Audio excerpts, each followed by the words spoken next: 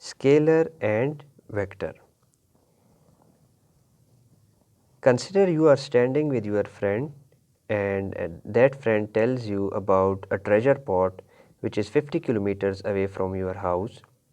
So first of all, you will think that in which direction along these four directions that treasure pot exists.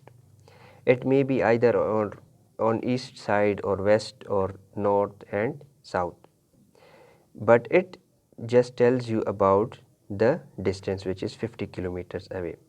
Now that distance is known as scalar quantity because in this distance he didn't explain the exact direction of that treasure pot. Now the second question arises in your mind is what will be the direction of that treasure pot in order to find it. And after that he tells you about the exact direction of that treasure pot, that it is 50 kilometers away towards northeast from your house. So after that explanation you can easily go and find out that treasure pot easily. Now that 50 kilometer distance along with northeast direction is known as displacement, and these two when combined together gives us a vector quantity.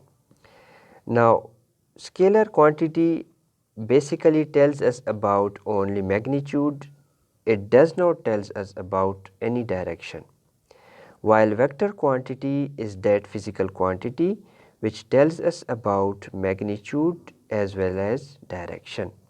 For example, you are moving from Kohar to Peshawar. Now you are moving on a specific road which will give you a surety that you are moving towards Peshawar, because the signboards will tell you about the direction, shows the direction of that city of your destination, as well as these specific roads are built for that specific city.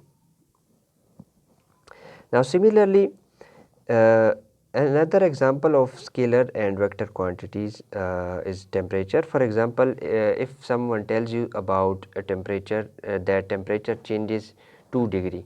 Now this question is very confusing because you are not getting it right, because you don't know that temperature is 2 degree increases or it is 2 degree decreases. So that type of conversation is known as scalar, while if someone tells you the two specific positions, that temperature is changes between 5 degrees Celsius and 10 degrees Celsius. Now if they have fixed these two positions between 5 and 10, now this type of information is known as vector quantity. Other than that, scalar quantity examples in daily life are speed, distance, mass, while vector quantity examples are velocity, displacement, weight, force and acceleration.